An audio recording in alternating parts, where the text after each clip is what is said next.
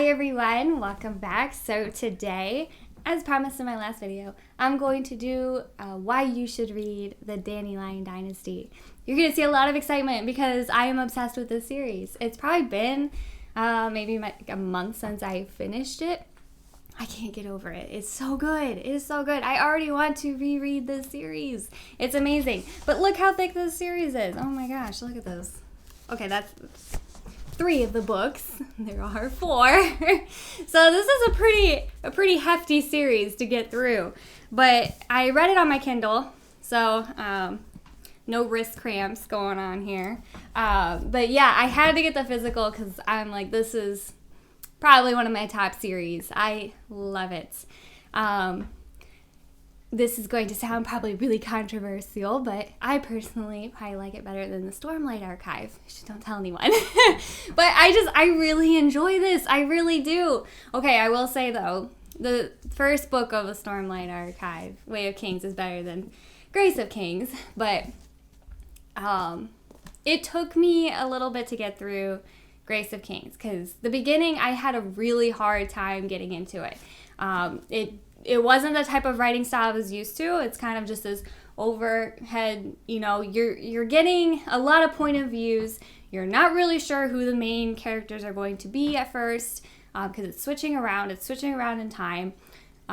You're kind of lost on what's going on. You don't care about the characters because you're like, why do we keep switching? I don't really know what's going on. And then it clicks and it just flows so well. And this becomes essentially the legacy book of the series. After this book, the other 3 books kind of take place more of the next generation. And they always look back on the things that happened in this book. And that's like their history, their legacy, their glory days kind of thing. But these are dark days in this book. So it's not all, roses and sunshine. This is a pretty dark series. It's a very in-depth exploration about maybe some of the dark and the good side of humanity. And the themes in this series are insane. This book had me questioning humanity. Wall of Storms. I was so mad by the end of this book because I'm like, what is this author doing? I'm just like, I was so upset because I was just so mad and so distraught by everything that was happening. This barbarian kind of invasion force came in and they were just disgusting the way they just invaded, and it was just awful. And I'm like, why is this happening? And there was all these betrayals happening between the various parties, and it was just, so many of your favorite characters were dying, and you're like, why? What is going on? It was awful. But it made it great. It made it so good. I mean, I like when books cause you that torment to where you're just like, why is this happening? And I was honestly I was so distraught. I'm like, do I even want to keep going? But of course I do. I want to know what happened. I want to know how they're going to get past this. And because of this invasion force happening, they essentially took over one of these islands or areas, and they have to figure out how to cope with that. Because do they go in and just completely destroy them as they were trying to destroy them, vice versa? What do they do? How do they accommodate? So you had all these themes of, accommodation, suppression, and what do you do? What do you do with the native people versus the people that came in and invaded? And there's a lot of themes, and they explore all of them from all the different sides. That's the nice part about having this omnipresent kind of point of view, because you're getting every side. You're getting into the head of the people that are terrible and the people that are good. And this author knows how to write terrible characters. Not terrible as in they're really bad written. Terrible as in they are just terrible people. So you're getting into the head of them, and you're seeing their rationale, and it makes sense in their mind, and you're like, this is just awful, but you see where they're coming from, and you're seeing the people that are good and where they're coming from, and you're watching that mix. The problem is a lot of times the good people don't have the best outcomes, and sometimes they do. You just never know what you're gonna get. but you have a lot of themes. So you have this dichotomy of these different cultures going on, especially when you start getting into book 2, 3, and 4. You have a lot of these culture explorations happening. You have conversations about what these different cultures, such as the way they maybe tell their history. So one tells it by stories, the other one tells it by books. And what's better? There is no answer. Each side would say one is the better and one is the worst. And you get to get into their head and see why they think that way. It's really interesting. You also get, they talk about between the different cultures. One does more of this roaming type of lifestyle, where the other one does more of the farming and agricultural lifestyle. They try to see which one's better with that. And that is mainly dependent upon the location that they come to find out. And then you also have the accommodation versus, suppression, who bends on what, especially when you have the two cultures together.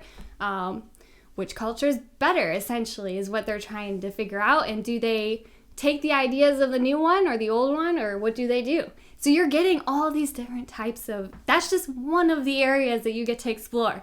There's also the different ways to rule.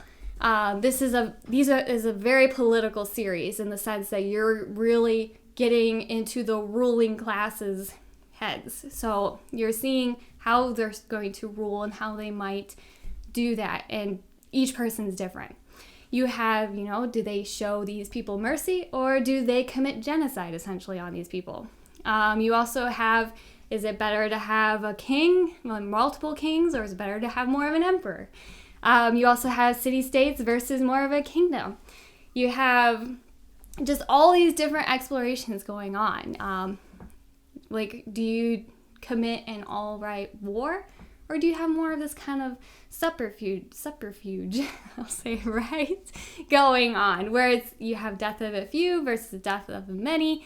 And let's see, I think it's more, these two books should technically be one, so I can't really remember which one it happens in. But there's one where this one character wants to just go and fight the invasion force. He's just like, we just need to commit ourselves, fight, win this war, just like they did in Grace of Kings. He's looking back at the legacy of Grace of Kings, and he's like, we need to just fight them. And the ruling person at the time, I don't want to give any spoilers, this person is like, no, we need to do something more subtle. So maybe like a poison or something like that to destroy them. So you're going through these different conversations on what's better or what's worse, or not necessarily better, but they're trying to figure out what's going to work, because the difference is, this was an interesting exploration too. So in this book, everyone was pulled into the wars happening. Everyone was involved. There was a lot of, everyone was excited to fight because they felt like they were fighting for their homeland.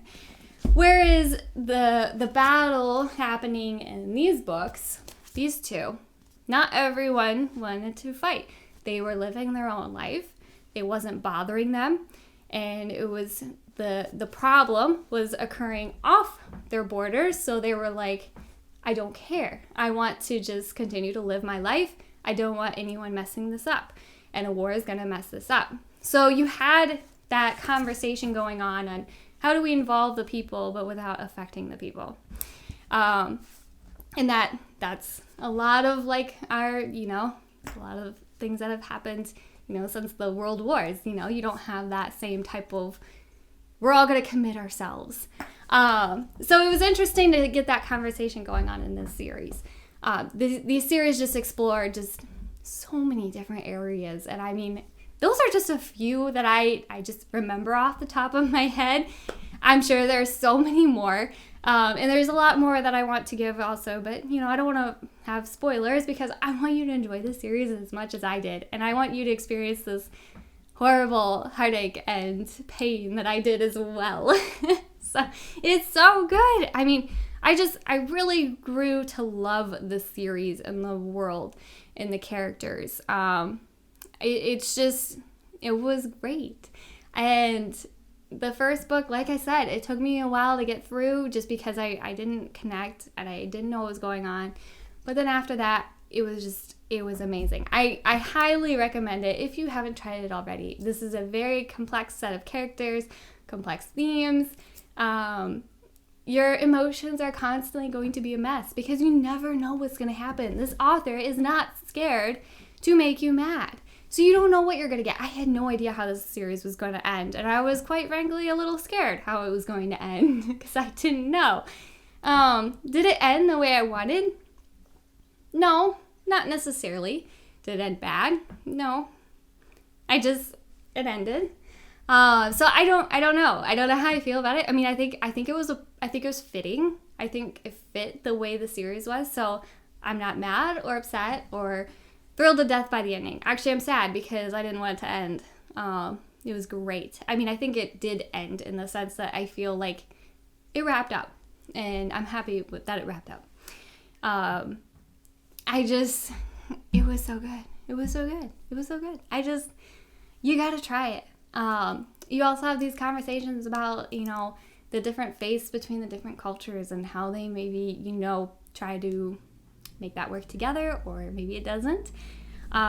You have also the conversation, the involvement of faith in their life and everything like that as well.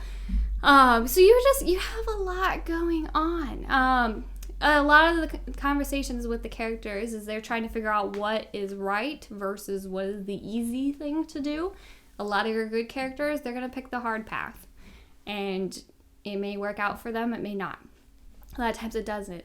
And there's even character deaths where they're not even good character deaths. They die and just why would you die this way? But they do, and that part's sad too. But it makes it more realistic because it's not they all die with their sword in their hand. No, they might have died because they got sick. So it's disappointing, but it's what happens. These books, they try to be as not realistic, but realistic, I guess you could say. But I love it. I want to reread this series already. I don't know if I can get through the rest of the year without rereading it. I'm probably going to have to. I mean, the only problem is if I do, then I can't read a bunch of other books that you get to listen about. You'd have to listen to me go on about this a couple more times. But it's so good. If you haven't tried it, you got to try it. I don't really know what other series will quite compare. Like I said, I don't like comparing it to the Stormlight Archive because that's a fun series to read. Everything Brandon Sanderson writes is just fun, and it's more of that optimistic fantasy, which I know he really likes to try to do more of that optimistic side. This isn't very optimistic, so it's more dark. I mean, there's a lot of horrible things going on at times because it's messy, and so you're gonna get a lot of dark scenes. So I guess that's kind of my warning. But yeah, so I don't really like comparing them because they're very different. But I feel like I got more out of this series than the Stormlight. But I love the Stormlight. Don't get me wrong. I don't want to catch a lot of anger for that. But I love it in its own way. But if I had to run out of the house with one series that I could only read again, it'd probably be this. I mean, it was just so good. It's not perfect, and that's what makes it good. I don't know. I really enjoy it, and it's one that it's I can still think about, and I don't know. There's just so many good scenes. Now, I will say though, book 4, it drags on a little bit. It could probably be cut in certain areas.